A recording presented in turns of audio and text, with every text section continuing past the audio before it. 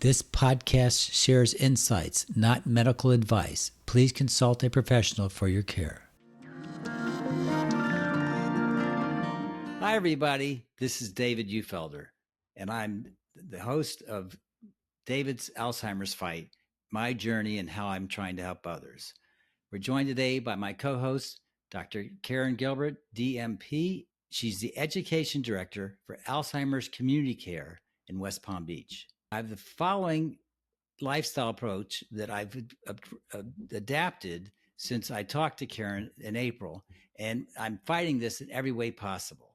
I'm happy to report that by following the Mediterranean diet, I'm riding my bike at least 13 to 15 miles a day, and I have been able to lose up to almost 19 pounds.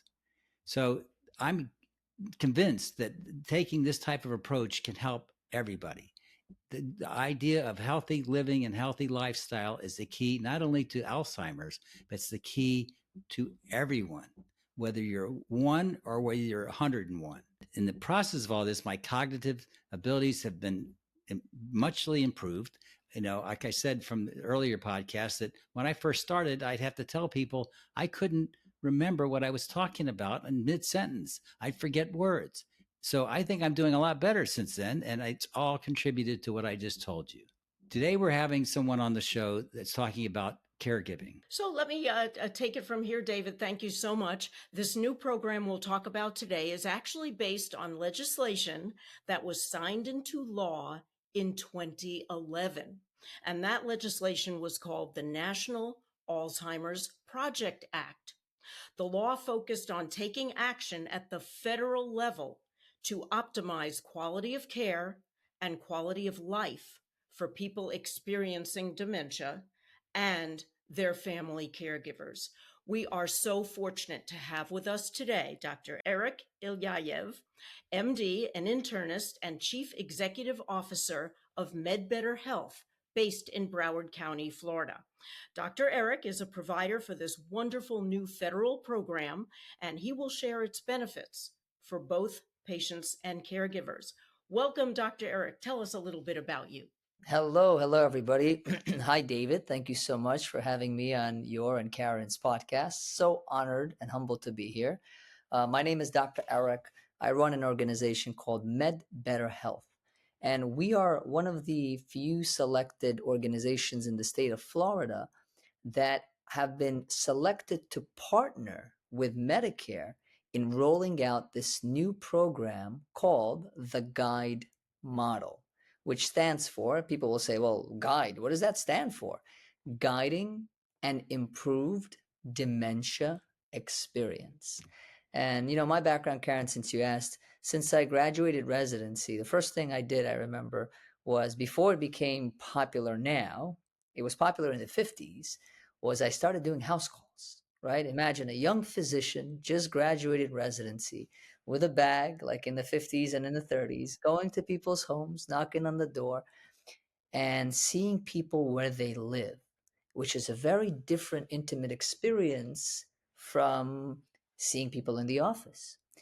And that started my journey in helping folks with dementia, helping folks in the geriatric space. And that's how, fast forward, now we are involved in the GUIDE model. Well, I think both David and I are old enough to have experienced the house call. So it brings back those memories. That was certainly a very convenient way to get your health care.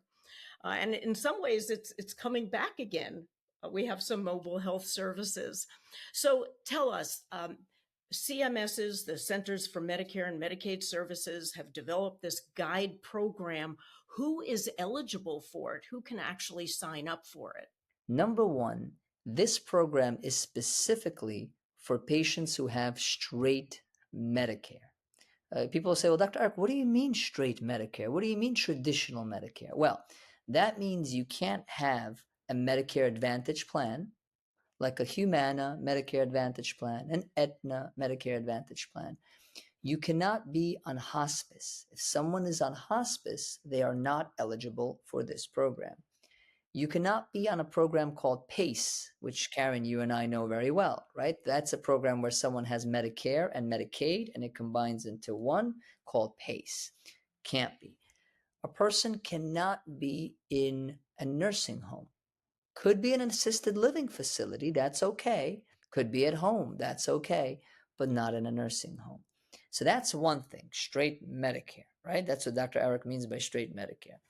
Then that person has to have a documented diagnosis of dementia, right? Dementia. And we know there are different types of dementias: Alzheimer's disease, Parkinson's dementia, Lewy body dementia, vascular. These are all the sorts of different types of dementias. And if a person has one of those and has traditional Medicare, they are eligible for the guide model. With regard to that, you said, is it okay though, for instance, I have Medicare, but I have a supplement that's through Florida Blue. Is that okay?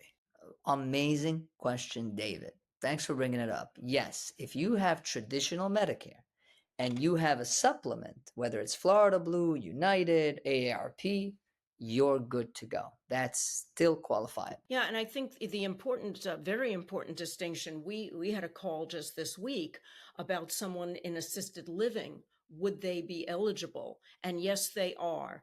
A skilled nursing facility, no, because conceivably a skilled nursing facility is providing all of the support that Guide would. So it would be, doubling up. That makes sense. PACE also is an all-inclusive program that would be providing what Guide does. So that all makes sense. And of course, hospice is a very intense program that provides a tremendous number of services for both patient and family. So my concern always is how many Medicare beneficiaries are not aware that this is available. And one of the greatest parts of it being available is that there's no cost to join this program, right? There's no financial obligation of the patient, and they can opt in, opt out at any time. You bring up a good point, because a lot of the time, think about this, David, like there's a new program that comes out and someone's always trying to engage Medicare beneficiaries. Hey, there's this new program. Hey, there's this new that. And sometimes, and everyone listening to the listeners have to be careful, right? When you're getting those calls and, hey, switch, you're going to get a gift card every month. Be very careful. So the thing that we have to consider with the guide model is it doesn't change your doctor. You have the same primary care doctor, the same specialist. It doesn't change your insurance at all. It doesn't change if you're already receiving home care or already receiving services. Doesn't change that at all. It sits on top of all the other resources that you're receiving and gives more, right? So that's very, very important to know. And at no cost to the family, no financial obligation. So tell us, there are several components, several types of services someone is eligible for when they sign up with Guide. Can you take us through each of those? Before we go through that, there's two things I want to touch on. Number one is data. Let's think about data. In the state of Florida, there was in 2020 580,000 people who have the diagnosis of Alzheimer's disease, just Alzheimer's by itself, right? In 2025, there's 720,000 people, just Alzheimer's itself, right? That's a 24.1 increase in the diagnosis. Now, here's another, Karen and I always talk about this, David, just so people know. The Alzheimer's Association came out with a study, and they asked providers like myself and Karen, how many providers don't feel comfortable or say they don't have the tools to make a diagnosis of dementia in the first place, right? 40% of providers said, we don't feel comfortable making the diagnosis, or we don't have the tools to. Now think about the numbers I gave you, 580,000, 720,000. If 40% of providers don't feel comfortable making the diagnosis, is there really that number of people who have the diagnosis, or is it a lot more? Right? So that's kind of stating the problem of why Medicare started the guide model. Karen asks, we talked about who's eligible. And now we're going to talk about, well, what does it do for people? Well, there's two stakeholders in the guide model. One is David.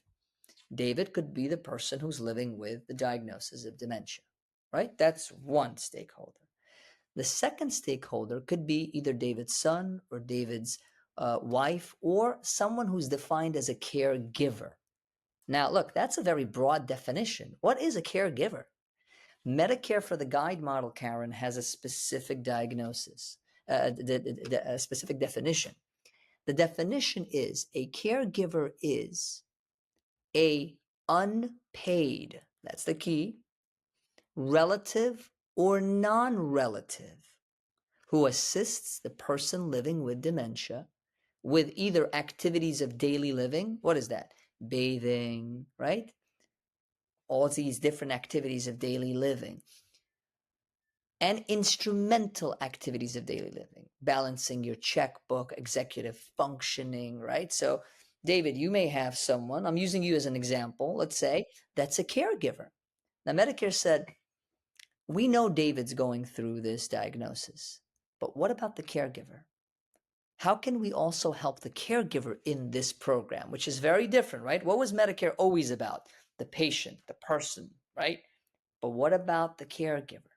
So this program is for two. Number one, for the person living with dementia, and for the caregiver. Now you're going to say, okay, Dr. Erik, so what does it offer? What's the value, right? Number one, for the caregiver, it offers respite. Karen, what is, if you can, we'll kind of have a conversation. What is, for people who don't know this term, what is respite? Basically, it's a break from caregiving. And, often we have a caregiver that does not have a job outside the home, and they don't feel entitled to this help because they don't have to go to work. And we convince them, you need a break. David, think about that. How many people, persons living with dementia, have caregivers who just want a break, a little bit of a break, just some me time? Okay. I'm thinking to myself, and I'm sure we'll talk about a lot more, but how do I get this? How do I get reimbursed? How does this work? I mean, maybe you'll get to, how does it work? I mean, because is there a limitation to the area you're in or anything like that? We're definitely going to, that's a very good point. There is a geography, you're right. There's a specific zip code that we as participants in Guide can see. And when it comes to how does someone get it? Well, you're right. There's a specific criteria. So number one, how does one get respite? Make pretend, David, Karen is Dr. Gilbert. She is your caregiver. Now, what we do is I'm going to have a one-on-one conversation with Karen, and I'm going to do something called the ZBI, the Zared Burden Index. And Karen knows this very well. And based on how Karen scores, right, I'm asking, how you doing? And there's specific questions. She's like, oh, everything's okay. There's nothing wrong. I'm all right. Then people are going to say, well, why do you need rest? You don't need it. But the truth is that most people, they say, because they go through it. They're like, I'm exhausted. And they score high. I take that information and I submit it to Medicare. Not the score, but actually Karen's answers to those specific questions. And Medicare says, oh, okay, yeah, Karen is exhausted. She's the caregiver. She's taking care of David. Yes, let's give Karen respite. But that's not all. Medicare also looks at David's CDR score. What is CDR? People say, well, Dr. Erik, well, let's say a person was diagnosed with dementia. But does that mean we know what level of dementia? Is it mild? Is it moderate? Is it severe? How does one know? Do we just say, oh, I think you have moderate? No, right? It's a science.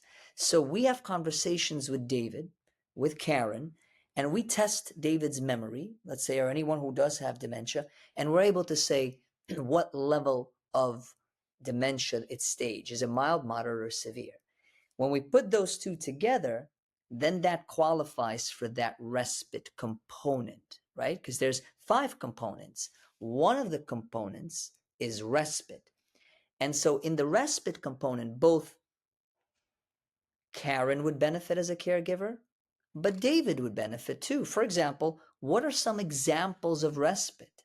right? What is it? Well, number one, it could be home care. So you could have a home health aide who is in the home while Karen is getting some break time as a caregiver, for example. A home health aide is there in the home.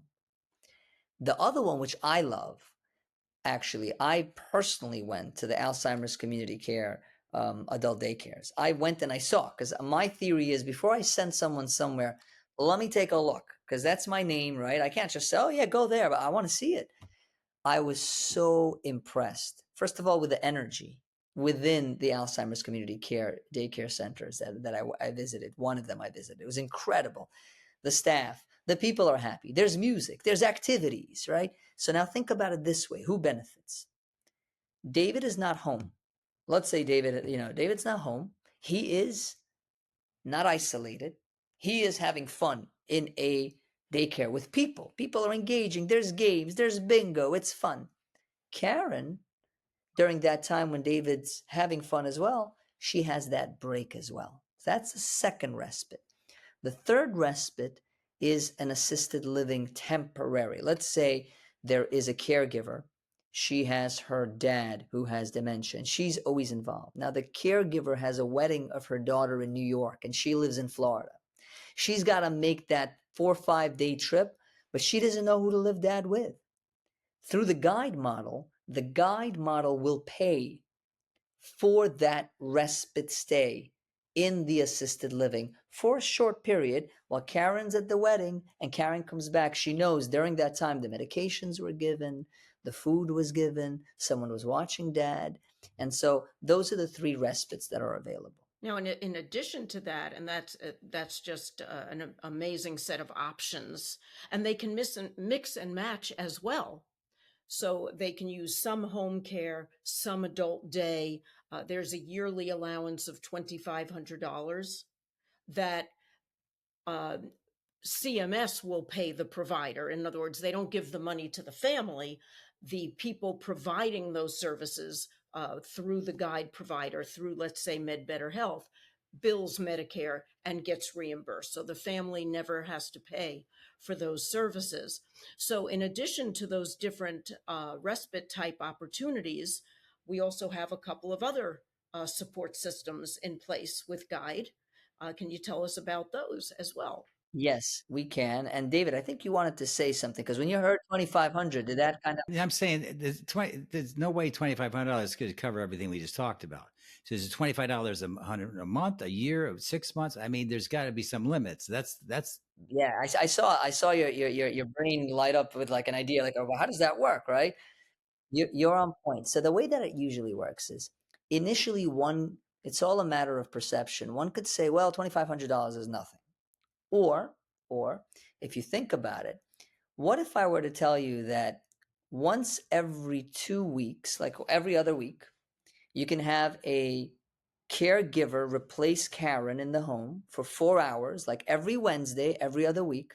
Someone could give Karen a break for the whole year, and come and do the laundry, help out in the home, help with the ADLs, help with every other week. Now Karen gets a break and she knows it. That's me time. It's scheduled. I'm waiting for it, right?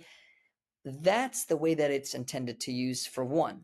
The other intent to use is, let's say someone gets into the hospital and now they're coming home from the hospital and you need a lot of help. And Karen's exhausted because she's like, I need help. That time, that week, you can get the respite. So even though, yes, I agree with you, David, initially it's like, oh, it's only 2,500. The good thing is, A, you could spread it out. Number two, I believe with this program, it's only going to go up. I believe that every year, and this is a personal opinion, I think that this is a starting point, but it's going to go up. Yeah, we believe that as well. We believe as CMS starts to get this positive feedback, they will increase the allowance. So it's a great starting point, but we really do expect that the outcomes will be proven. Outcomes when you decrease caregiver burden, you're very often improving caregiver health. And so that's measurable. How often are caregivers requiring intense medical care? or psychological care and so on. And the loved one as well with this kind of support is less likely to wind up in an emergency room, in a hospital. So we do believe the Medicare program will start to realize that something really positive is happening here. So, I understand why it started at this level, but we fully expect that that will expand because the family also gets additional services that uh, are supporting them even when they do not have someone from home health or they're not in a day center, a care navigator that they can call upon. And that's what you were alluding to. Dr. Gilbert was asking, well, which other services are included? We talked about the respite. Well, there's a care navigator and a dementia proficient provider. That's not any doctor, any nurse practitioner. They have to be proficient in dementia. That gets assigned to the person living with dementia who's in the guide model. Okay, then what? Well, one thing out of the four is caregiver education. So think about this. We come in, we do that assessment. There's an assessment. It's about takes a significant amount of time because we really want to understand what's going on. So imagine we did that CDR and we find someone has a score of 2, right? Moderate, or 3. There's caregiver education. Hey, Mrs. Smith, I know your mom is, she has dementia. Is she ever alone at home? Yeah, she is. Were there any incidents of her turning on the knobs of the stove? Any incidents of trying to leave the home? Well, yeah, actually they were, right? That's identifying a problem potentially that will happen because she didn't know it was moderate severe. She just thought mom had dementia, right? So have you ever thought about buying specific knobs for the stove that can protect and be a safety? Have you ever thought about disconnecting the stove from? These are some things that you start at. Did you ever think about a GPS watch, which I actually learned from Dr. Gilbert and her team?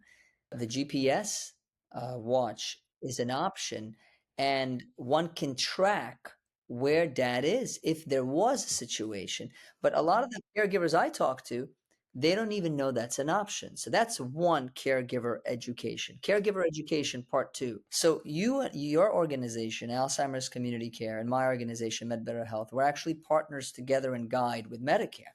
And David, what we do is this is where this all comes. This was never done before. Doctors and organizations didn't do this kind of stuff, right? They have hypertension, here's medication. Diabetes, here's medication, right? There's no coordination. So when we get a patient and we see wandering risk, because I did a CDR and I see there's a wandering risk, who do you think I'm going to call in in north of Florida who's going to help us? I'm calling Karen. Hey, Karen, there's a patient. We spoke to them. They're interested. Can you make a home visit and give them that bracelet? They would really benefit from it. I didn't fully understand how and who gets reimbursed. And you gave an example of someone being able to be there for several hours a day. I mean, how does that work? How do I get that money? How do I pay that person? How does that person, and then, and the other thing is the geography. And you just gave it a good example. You don't have to, you're in Davie, which is probably 75, maybe 80 miles from me or less. So how could you help me, that far away? The reimbursement is relatively simple. For example, let's use Karen organization and my organization, right? Alzheimer's Community Care and MedBetter Health. So I have a patient who needs respite. I'm partnered with Karen's organization, and Karen and I are partnered with Medicare. Medicare pays MedBetter Health. MedBetter Health is not allowed to take a single penny from that amount, that $2,500. That money is going for respite of the person living with dementia. And then Dr. Erik's team and Karen's team would say, hey, this person living with dementia wants to go to a daycare once a week or twice a week. This is the cost, because Medicare has a specific fee schedule that we have to, as the organization, reimburse Karen's organization so that you, David, don't have to pay, right? But Medicare pays for that. And that's how the reimbursement works. Questions on that? No, and I understand with Karen's organization. I know I've heard that if you can pay, it's like $125 a day. But there's a lot of places, but there's a lot of the people that do get reimbursed or are taken care of. So it's a sliding scale to some degree, I guess. Well, it depends on funding. We really have very, very few that would be private pay. Most of our attendees are funded. Veterans of active service, even just one day in active service, the VA will cover the day center. We work with all the Medicaid plans that serve our three counties, Palm Beach, Martin, and St. Lucie. Medicaid will cover the services. And then we have other state funding. We're very fortunate. We have excellent support. The state really has supported families dealing with dementia. And so some might have a copay. It's based on income. That copay is often $1 a day. But again, if they're in the guide program, they have allowance. One of the fortunate things we're able to do is possibly have other funding. So they might retain more of that $2,500 allowance toward home health or toward that assisted living respite visit. So the family pays nothing out of pocket when they're in the guide program. So the bottom line is this $2,500 doesn't sound like a lot, but it does sound like it can go pretty far to help. It can. And, once again, we believe it will be extended because of the feedback that CMS gets from caregivers and also what they see happening in the healthcare realm for both the patient and the caregiver. They'll see the benefit. Hopefully, that allowance will increase over time. But what so impresses me, and I've been a nurse for 50 years and 3 months, is the first time a government program has really come up with something specifically focused on supporting those family caregivers. Dr. Erik talked about 700,000 some odd in Florida just with Alzheimer's. That's not counting the other disorders, head trauma, Down syndrome, and the other disorders that Dr. Erik mentioned. I always tell people when I teach nursing students and physicians, please double that number because you have a second patient. That second patient is that caregiver whose health and well-being is at risk because of the burdens and the stress of caregiving. So we also worry about all the people who are still under the radar. They have symptoms and they're on their way, but they have not been evaluated. And that's where, David, the message you're sending out is so critically important because you saw symptoms, you went to get evaluated, you were able to jump on this diagnosis of early stage Alzheimer's, and the changes you made started making a difference within 2 weeks. People who miss that early stage, which can be short, miss that opportunity. So that's another message that we try to get out. Get evaluated, find out what's happening so that you can have a plan to attack it. The services or during the services, I assume there's surveys that are done and people give feedback. That's part of what's going to happen that help move this along, I assume. I mean, am I correct? There's something that you get back from the client or whatever that gives you the ability to say, this is working. So therefore, it's a good thing. So that's part of it. Correct. We report Medicare. You're right, David. Medicare requires us to report back from patients specific surveys. One of them is called the Promise 10. There's a few others that then they can evaluate. You're correct, but if it's working. Now, we don't only want to think about the guide model as just a respite, right? Because there's 5 components. One of the other components that we've talked about is caregiver education. That's huge. Here's an example. I always use this one. Mom does not want to take a shower, refusing to take a shower, says no. I come to mom and I say, well, you got to take a shower. Come on, it's been 2 weeks, right? That's the approach most people. You already get upset, agitated. Why can't she just take a shower? So what we do is we do caregiver education, one of 2 ways. Number one, we actually train the caregiver. So you don't start off saying, Mom, you have to take a shower. Because persons living with dementia, they feel like they're losing control. You're not going to go and take control and make it worse. You say, Mom, It's 1 o'clock. When do you want to go to the spa with me? Are we going to go at 1 o'clock or 1:05? When is it better for you to go to the spa? Because I missed you so much and I really want to spend some time. So you take the bathroom, you put music there, you put some flowers, you put some candles, you bring mom in, mom comes in. Now think about it. I'm a father. Do I want to take off my clothing in front of my children? No. But we're assuming, oh, someone has dementia. Yeah, let me take it off. Come on, dad. Come on, mom, take a shower. No, like I have privacy. So what if I flip the control and say, mom, what do you want to take off first? Do you want to take this off first? And I'm going to help you, but I know you could do it yourself, mom. Why don't you start and I'll help you? Right? So education like that is part of the guide model. And we do it in one of two ways. One is through one-on-ones, like I just did. Two is we send you videos that actually are skits, are 3-minute skits, and there's role playing, and caregivers can look at that. So that's the other component of the guide. There's 3 more, but there's a lot. One big one, David, huge, is the support and education of advanced care planning and goals of care's conversation. When I was a resident, I remember there was a elderly man in the intensive care unit, and he was intubated. He had all these tubes all over, right? And he had something called, Dr. Gilbert knows, anasarca. That's where your whole body swells because you're in the intensive care unit and you have IVs and you're laying and you're not moving and your body becomes swollen. And I see the daughter and the mom there, and the daughter tells the mom, Mom, did dad, like, did you guys talk about this? Did dad want this for himself? You know, it's been like 2-3 weeks like this. And I'm a young resident. I'm hearing this. She's like, no, dad and I spoke about this, but we actually never documented it. And we never had a DNR, DNI, which is in Florida, a yellow paper, has to be the yellow color, right? We never had that. And when the EMS came, no one knew what's going on. We never had that document, and they intubated, and now we're here in the ICU. But dad never wanted this. Now, I'm not saying DNR is bad or good. I'm saying it's a personal preference. And we help the family have that difficult conversation, because it is a very difficult conversation to have.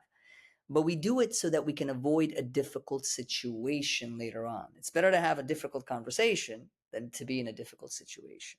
I think you need to explain what a DNR is, maybe, because I'm. What is a DNR? A DNR is, and a DNI, do not resuscitate, do not intubate. What does that mean? Let's say mom is at home, she has a home health aide or a caregiver, someone's there, and all of a sudden mom's heart stops. Caregiver panics. Who do I call? Not Ghostbusters. You're going to call 911, right? So you're calling 911. They come. They're seeing a patient who has no pulse, is not breathing. They're saying, ma'am, do you have any documentation? What's the code status? The code status means, what do? Do we actually do resuscitation like you see in the movies? 1, 2, 3. Do we put in a tube like we see in the movies, right? Or do we say, no, mom never wanted that. Mom said if her heart is not working and she's not breathing, don't press on her chest. Oh, that's what mom told you? Yeah. Prove it. Maybe you have life insurance on mom. Prove it. Oh, here, I'll prove it. You see the refrigerator here? It's hanging there. Here's the yellow paper. Mom and I signed that before. Or I'm mom's healthcare proxy and I got this signed. Oh, okay. We're not going to do it. Right? That's do not resuscitate. And think how important that is, that one little thing. And think about if you do have that yellow paper, but it's in your safety account in your bank, or it's in your brother's house.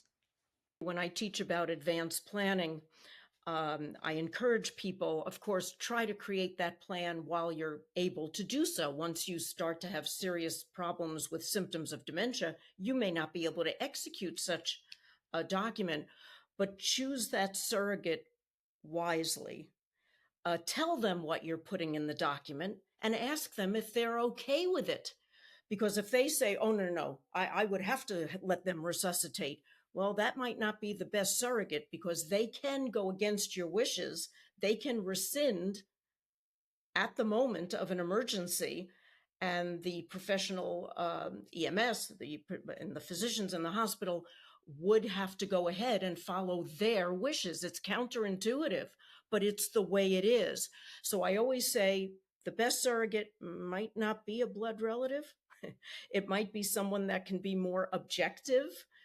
Interview them, tell them, here's what I am writing. Are you okay with it? I have to count on you. So that's a super, super important when you're making those decisions as well. And that's just the other component. I'll say another component, David, which we recently had. It's care management. Now, what does that mean? Are we going to take over the medical care of the person living with the dementia in the guide model? No, they have a primary care doctor, they have specialists, right? But we're going to help coordinate. So what does that mean? We do something called medication reconciliation. That means we take a look at all your meds every month and we see, is there anything new added? So last week we had Karen, you're going to love this. And this is important for the listeners as well. Be very careful. So I had a husband whose wife has dementia. And he said, oh, yes, these are the list of meds she takes. I said, anything else? He's like, yeah, there's some over-the-counter stuff. I said, okay, what is it? He's like, well, it's a sleeping aid from Walgreens. I'm like, okay, sleeping aid from Walgreens. What is it? I'm like, can you show me the box? So he shows me the box. It says Walgreens sleeping aid. I said, can you zoom in? Because we're doing virtual. And he zooms in and it says diphenhydramine, which is Benadryl. Now, Benadryl, as we all know, is from allergies, but it can also make you a little sleepy. It can also make you dizzy. It can also cause constipation and urinary retention. It can cause a lot of different things. It can cause falls, especially if you're taking some other sedatives and then you're topping that up. So imagine no one would have asked. With a guide model, someone asks every month and says, oh, no. So I said, please, let's remove that. Throw that out. Because that $8 box would cause his wife to fall at night, break her hip, and then never come out of the hospital or rehab, and her life would change. We encourage families, and really everyone should, for their annual physical, bring everything they take, not a list, fold it up in the wallet, outdated. Bring the bottles. Show the provider exactly what you're taking.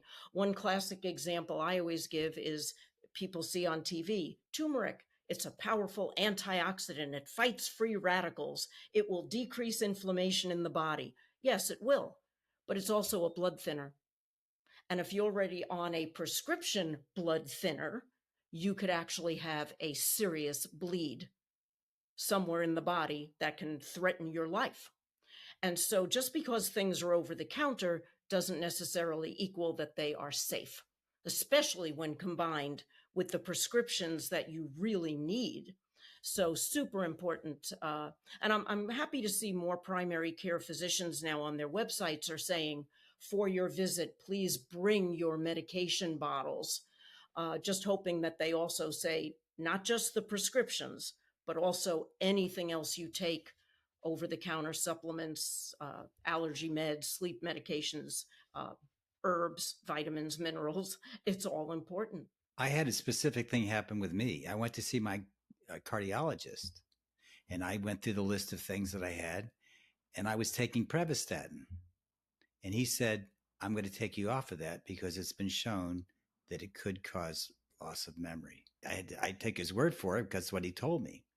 But there's things like that certain doctors know about, certain don't, so you really don't know for sure exactly. So the question then becomes is how do you really figure out if it's the right thing to do? You just have to take the doctor's word for it, I guess, if you trust in them. Having a good doctor, of course, and also the best advocate. Your accountant isn't the best person to manage your money. You're the best person to manage your money, right? So same thing with your health. You're the best person. And today with Chat GPT, even though it hallucinates here and there, but with a lot of the online access to knowledge that we have, we have a lot of access to data. And I did look it up, and it did say it could be a possibility. But then on the flip side, right, it's always balance. So for example, like someone who has really bad heart disease, multiple stents in the heart, right? Multiple, like strokes, and they're at risk for more. balancing, okay, taking away a statin, which is used for cholesterol, versus memory, you know, so therefore that's that conversation that one needs to have. Well, and I think that leads into another very important conversation, how people want to live.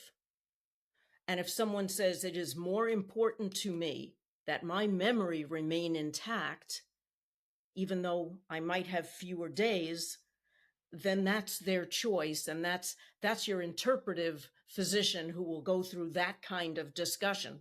And you're right, because unfortunately, a lot of times traditionally physicians are like, but you have to take it, but you have to do it. No, no, no. I always tell my patients, I'm not here to tell you what to do. It's not my place. I'm here to educate you. And together we make a decision. You being the 90% decision maker, me being maybe 10% just giving you education. But ultimately, it's what you want. And as part of the guide model, we actually, on my board of advisors, is Dr. Pandya. Dr. Pandya is from Nova Southeastern University. She's the geriatric clinic here. She's the chief, and she also was on the board of advisors for the White House. So she is, so she taught me the 4 M's that we focus on. The first M, and this is studied and it's published, the first M is what matters most to you. So I would ask David, what matters most to you in your life? That's the first thing. And what happened to me was he said your cholesterol might go up, but in the meantime, I've lost the weight. I'm doing the exercise, so I probably don't need it anymore. So it's the healthy lifestyle thing all over again. It's always go back to that. Exactly. That's what we're talking about. It's really what it's all about, because that we get off on that and we just start doing all these habits. The sugar, the fatty foods, all this stuff. It's part of our American living, and we've been told wrong. And it's up to the parents, it's up to the doctors like yourself, Dr. Erik, that are able to make sense and to be truthful and honest about what's going on. And a lot of time it's just, here's another pill. And that's the worst. And I always tell people that's how that medication reconciliation is so important. Like, we have a medication called quietapine, Seroquel, and it's very often used in the elderly who have, well, it's an antipsychotic. It could be used for psychosis, right? I'm yelling, screaming, breaking things around here. All right, let's calm somebody down. But in the elderly who have dementia, they have dementia-related psychosis sometimes, depending how severe the dementia is. Now, one could say, okay, let me give the Seroquel, the quietapine. On the quietapine, it actually says black box warning. Do not give, should not be used in patients who have dementia for related psychosis because it increases their death. It increases mortality, right? It says that. So now, do I prescribe it sometimes? I do, I have to. But what do? I sit down with the healthcare proxy, the caregiver, and I say, look, mom is throwing stuff. You're saying it's hard for you. This is the black box warning. We've tried everything else. I don't have any other better tools. I don't. Now, let me send you to a psychiatrist. Let me send you to, if we've exhausted all that, and then that's the only tool that works and I let, again, the family and myself, we make that decision together. But just for me to prescribe it and go, oh, this will help, and never to mention that it can cause that, that's a problem. That should never be done. I try to make people laugh. So one of the things I'm going to say is this. All these ads on TV about all these medications, it drives me crazy. There's 4, 5, 6 at a time. And my thing is, they all end up with you get diarrhea and die. Well, my beef is with the diabetes ads that say when coupled with diet and exercise. My point is, if you did the diet and the exercise, right. So I really am concerned that many of these drug ads give the wrong impression that a pill will solve your metabolic problem, and it's really not the case. But we need to hear about those other 3 M's. And the first one is what matters most. The second one is medications, right? We focus on that. Are there any, for example, we look at medications that are on the Beers criteria, BEERS. And Dr. Gilbert knows those are meds that are not recommended to be given to the elderly. Now, sometimes you have to, like aspirin is on the Beers criteria. But if someone has coronary heart disease, a heart attack, you're not going to say, I'm not going to give it to somebody. But if someone's just taking, I'll give you an example: omeprazole, Nexium, right? So it's on the Beers criteria. And why? Why? Well, first of all, unless someone has gastric bleeding, right? Severe esophageal and inflammation of the esophagus. Like, unless your gastroenterologist told you, hey, you got to take this for life, you should only be taking it for 8 weeks and not more. And then the question is why? Why? Well, it can cause C. diff, which is an infection, diarrhea. Really, you said diarrhea, David. So it can cause diarrhea and literally kill you diarrhea, not simple diarrhea, kill you diarrhea. It can cause gastrointestinal cancer. Like, that's no joke. And it can cause bone loss and fractures. And how many patients are on now, I'm not giving medical advice, right? Disclaimer, I'm not telling you and the audience who is listening, oh, I'm going to stop it. But it's important when you go to your doctor, say, doc, I've been taking this for 2 years. Do I really need it? So David, share with us. I took it for more than 2 years, omeprazole, and it's also been shown to possibly cause part of my problem, at least what I've read. So, I mean, I'm looking at all this and saying, exactly, this is what people need to know. What we're talking about is real life situations here that people need to know, and that's what we're doing here. There's another point I make with those proton pump inhibitors, the Prilosec, Prevacid, and Nexium. They can also cause kidney injury, and in some people, further damage up to and including end-stage renal failure. So the fact that you can buy it over the counter doesn't mean you should. They're intended for a short period to kind of break a cycle. And what I encourage people to do is keep a diary. What are you eating? And when relate it to when you get the heartburn and maybe eliminate those foods. It's always about root cause. So there's so much that we can teach about that, and critically important because so much now is available over the counter. I always say, if you're compelled, at least go up to the pharmacist and tell the pharmacist what other meds are being taken and make sure there's no potential immediate danger. Because sometimes you can speak with a pharmacist in the off hours where you wouldn't be able to get your physician, but they work 7 days a week in the drugstores. So we really have to be careful about that. And so often, just the natural way of handling the issue, like eliminating the food that causes heartburn, will solve your problem without a drug. So we've got 2 M's. We need 2 more. Mentation. That's focusing on mental health, right? That's very important. And then mobility. Evaluating, are you a fall risk? Is your home safe? Because as part of the guide model, once you've been approved for the guide model, we have to do a home safety visit. Now that goes back to David's question about the zip code and the access, right? Because David's 80 miles up and I'm here in Davie.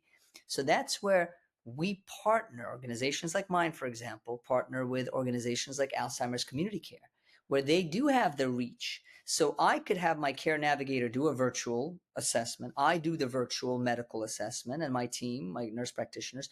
But then once someone is approved for the guide model, I'm going to call Karen and say, Karen, I know you're in Jupiter and you have reach in Jupiter, for example.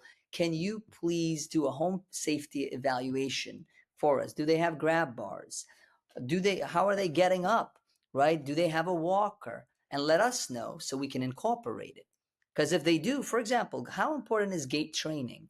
Not physical therapy that someone comes to your home and says, pick up, go down, and then they leave and they bill Medicare and it's not really valuable. What if someone actually works with you on your gait and helps you become stronger and you don't fall?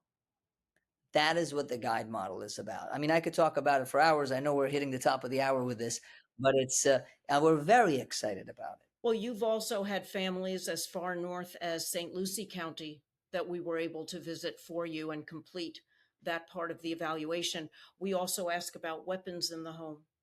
We ask about unsecured power tools. Drano. Think about Drano. Hey, I think it's orange juice. That has to be secured. Yep. all of these chemicals that your loved one might innocently think looks like apple juice, and it's Pine Sol. So we talk about securing those items so that you don't have those issues. So ultimately, what Guide is looking to accomplish is what Alzheimer's Community Care is trying to accomplish: keeping the family together in the community, either preventing totally or at least delaying nursing home placement. Families really do not want to have to resort to that level of care if it can be avoided. So, knowing the program actually is fairly new, uh, but even so, have you started to get feedback? Huge feedback. So some of the things that we've mentioned, for example, when I'm talking to and I teach my team because we have a large team, I teach them, if there's no value exchange, if there's no value given to the caregiver or the person living with dementia, we didn't accomplish our mission, right? There was no value of us talking with that. So when I talk to someone and I tell her about advanced care planning, they're like, wow, doc, no one ever spent that 20 minutes, 30 minutes telling us about it. Thank you. When we talk about the Benadryl, that was a huge thing for that family. The caregiver was like, thanks so much for letting us know. We didn't even know about that, right? I remember we linked somebody to your organization as well, where they didn't know that there's a state funded adult daycare program. They had no clue. When we linked people to support groups, right? To support groups, we both know Tino Negri. I'm not sure, David, if you know Tino as well. I know Tino. Yes, I haven't met him personally, but we've had many conversations. Tino is a rock star, and Tino has an organization that's also our partner called Comfort Cares. They're amazing, amazing. And he has these support groups, which I joined as well. There's like 15, 20 people there. And I told people about it. Imagine being in a support group for free like this, and people are telling you advice of what to do. And then Tino, who's a dementia certified individual who knows so much, I linked people to him. I gave value. Now we're linking people to respite. Now we're actually giving them the respite because people just got approved right now. We're in that phase. That's going to be the next phase. So the feedback has been incredible. There's many organizations that do guide, and one has to be, I'm obviously biased because I like my organization. Why wouldn't I? But a lot of them are funded by venture capitalists. And David, when there's an investment into something, people want a return. And the return isn't always aligned necessarily with what's best. It's what's best for the return. And what differentiates MedBetter Health and organizations like Alzheimer's Community Care, which are not that way, we actually are, we're doing this individually. There's no one who I have to say there's a return. So when I train my team, it's about, you're going to spend that initial hour doing the intake. Then there's going to be another hour for the clinical intake. Then there's going to be Karen's team or our team, if it's geographically, going to the home. So we're making sure we're doing this right, because it's on us, on me and Karen and others, to make this program work. Because if we don't make it work the real way, then in 7 years, Medicare will say, there's no benefit, let's cancel it. And we will be directly responsible for that. And I don't want that on me. I want the opposite. No, we've got to make it work. So we would like you to tell everyone how they could access MedBetter Health and learn more about your guide program. Definitely. So the best way, if you go on medbetterhealth.org, right? MEDBETTER health, HEALTH.org. On the top of the page, there's going to be dementia program, learn more. And there's actually a informational video that you'll see me with the same type of microphone talking about the guide model, giving you all the details and specifics if you want to jump into it. That's one way. The second way is just give us a call, 305-339-1756, and say, hey, I heard Dr. Erik talk about the guide model. We'd love to learn more. And our team will take it over from there. Sounds terrific. Thank you so much for your time. So hoping that many that would be eligible will take advantage. It really strengthens everyone working in this field. professional caregivers, that family caregiver, and of course, the benefits for the patient themselves. So thank you everyone for listening to this important program. Please continue to join us. Give us your feedback, give us your questions and your ideas for additional programs. And you can send questions to David. It's David at davidsalzheimersfight.org. We are all .orgs. And you can reach me very simply, education at alzcare.org, ALZCARE.org, same as our website. So we look forward to you listening in again as we continue to bring topics so important for patients, for their caregivers. Thank you, Dr. Erik. It's been excellent.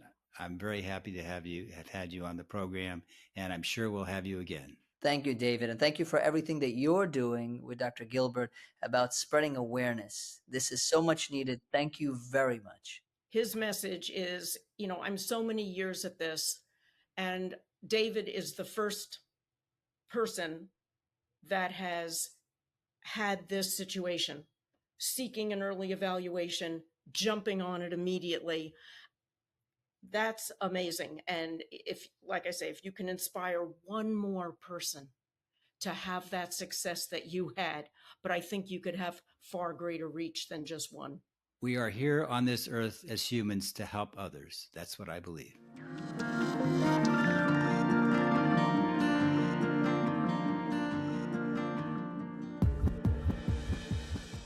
Please note, this podcast provides information only. Podcasts should not be considered professional advice or a substitute for professional advice. Viewers of the speakers do not necessarily reflect those of Alzheimer's Community Care or David Ufelder. Listeners and viewers are encouraged to consult with appropriate professionals and are responsible for how the information provided is used.